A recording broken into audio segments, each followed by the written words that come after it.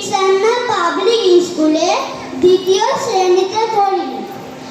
আজ 5ই September doctor Sarvepalli রাধাকৃষ্ণনের জন্মদিন। এই দিনটি আমরা শিক্ষক দিবস হিসেবে পালন করি। তিনি জন্মগ্রহণ করেন চেন্নাইয়ের তিরুতানি শহরে এক ব্রাহ্মণ পরিবারে আর্থিক অবস্থা মোটেই ভালো ছিল না। সকলে একসাথে খেতে বসলেও সকলে থালা হতো না। তখন কলা পাতার প্রয়োজন হতো। মাঝে মাঝে কলা পাতা শেষ হয়ে যেত।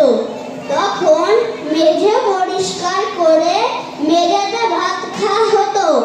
পরিবারে অভাব অনটন লেগেই থাকতো, কিন্তু তিনি হার মানেননি। ছোটবেলায় অতি মেধাবী ছাত্র ছিলেন তিনি। জীবনে কোনো পরীক্ষায় তিনি দ্বিতীয় হননি। এই ছেলেটি বড় হয়ে ডক্টর উপাধি লাভ করেন নাইট উপাধিও।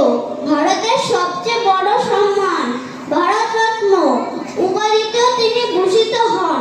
তিনি ভারতের প্রথম উপরাষ্ট্রপতি এবং দ্বিতীয় রাষ্ট্রপতি।